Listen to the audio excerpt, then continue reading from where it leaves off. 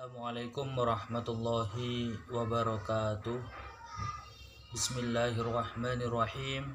Allahumma salli ala sayyidina Muhammadin al-Fatih lima ulik wal khatim lima sabaq nasiril haqqi bil haqq wal hadi ila siratikal mustaqim wa ala alihi haqqa qadrihi wa miqdarihi al-azim. Amma ba'du.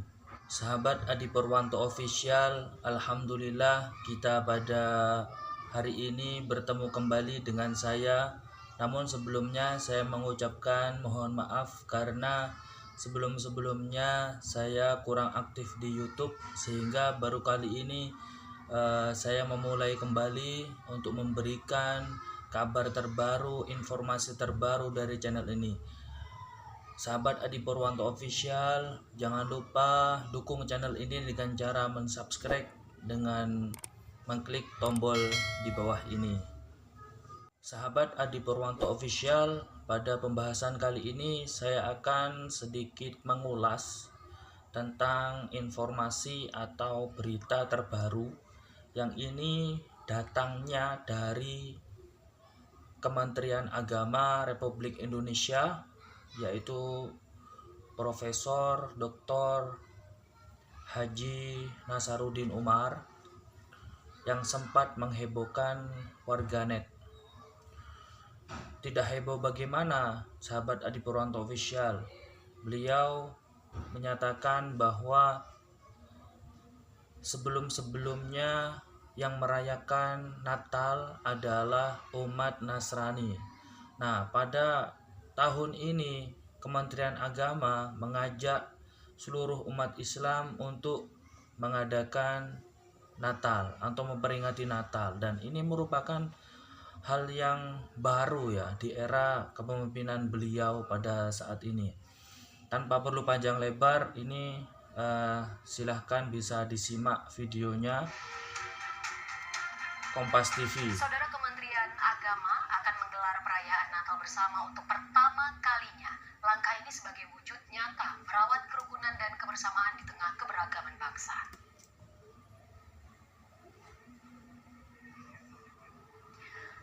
Menurut Menteri Agama Nasaruddin Umar, kementerian lain sudah sering mengadakan perayaan Natal bersama. Sehingga Kementerian Agama sebagai promotor kerukunan dinilai perlu memulainya.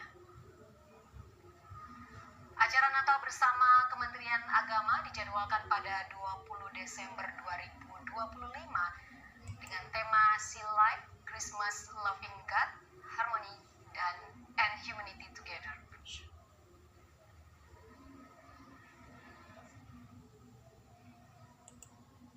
Kacau. Nah, kita sebagai umat Islam harusnya menghindari hal yang demikian, sahabat Adi Purwanto Official, karena kita meyakini bahwa Allah itu adalah wahid. Nah, entah alasan apapun, toleransi beragama dan lain sebagainya, kita harus menghindari itu. Arti toleransi beragama kan kita kan tidak perlu mengikuti ibadah umat yang lain selain Islam. Kita cukup diam saja, kita tanpa perlu libat langsung, seperti itu. Selama ini kan Natal di kementerian kita ini hanya dilakukan oleh Dirjen Protestan, Dirjen Katolik. Ya, saya bilang kenapa enggak Kementerian Agama aja sekalian? Ya, kan Natal itu adalah semacam kegiatan-kegiatan untuk mengingatkan kita, menyadarkan kita akan pentingnya sebuah kebersamaan, ya kan? Nah, kalau misalkan sebagai pengingat untuk kebersamaan, kenapa kita harus melaksanakan Natal, Bapak? Ya Allah, naudzubillah. Nah, jadi kita mulai tahun ini, mungkin belum pernah dilakukan sebelumnya, kita Natal bersama di Kementerian Agama. Masya Allah, mau dibawa kemana ini Kementerian Agama? Ya, yang akan diadakan tanggal 20 Desember, kata beliau. Naudzubillahi min dzalik. Bahwa ketika melihat sosial media, kita banyak beredar video-video di mana ada umat Islam yang ikut berpartisipasi dalam hari rayanya umat Kristen, salah satunya adalah Natal. Terus juga ada beberapa ibu-ibu ya qosidah. Nah, mereka justru meramaikan gereja.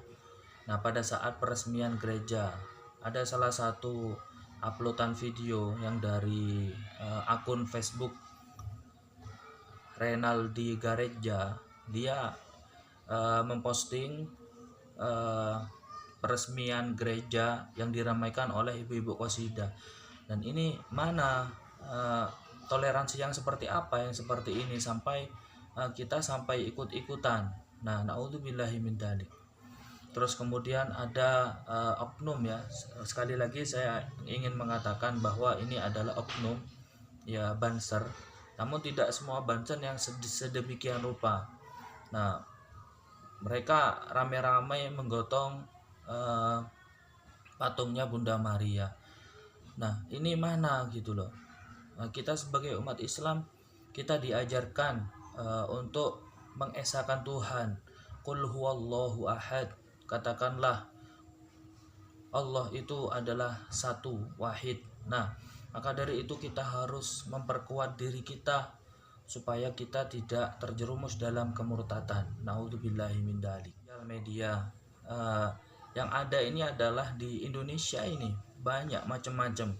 Ada juga salah satu oknum ya, gus-gusan ya, ada Gus Bocil yang mengatakan bahwa rokok ya sampurna, A-nya itu adalah sampurna, Allah wahid. Nah, marilah kita berpikir jernih.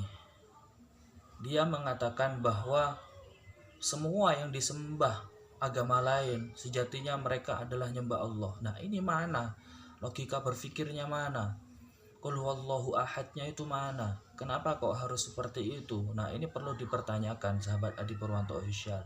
Maka dari itu kita harus hati-hati dalam memilih guru, di mana guru ini mencerminkan kepribadian kita. Ketika guru kita lurus, maka kita juga akan lurus. Tapi ketika guru kita ini nyeleneh, dalam artian akidahnya dipertanyakan, maka sebagai seorang murid juga pasti akan nyeleneh. Seperti itu. Tidak ada yang mengatakan bahwa semua yang disembah oleh agama lain mereka adalah menyembah Allah. Itu tidak ada dasarnya dan tidak ada dalilnya, sahabat Adi Purwanto Official.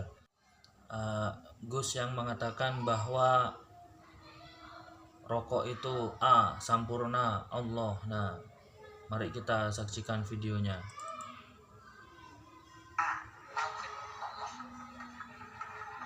Ini wonten tulisan sempurna. Allah sempurna, jelas. Kulo niki lek ora enek panas yo golek panas. Kulo niki perokok kok. Yo golek panas, rokokan. Gitu. Dene soal adem utawa enak iku urusan kuwi lah. Sing penting kulo niki rokokan. Jane. Pokoke kulo niki tauhid Allah.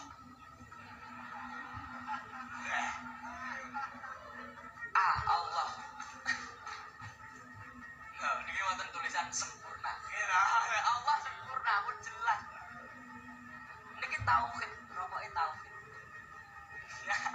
Promosi. Masya Allah. Nah, padahal hukum fikih mengatakan bahwa rokok itu ada yang makruh, mengatakan makruh. Juga malah fatwa Muhammadiyah rokok itu haram. Intinya yang ingin saya sampaikan adalah kita tidak perlu mengikuti ajaran ataupun perayaan dari agama lain.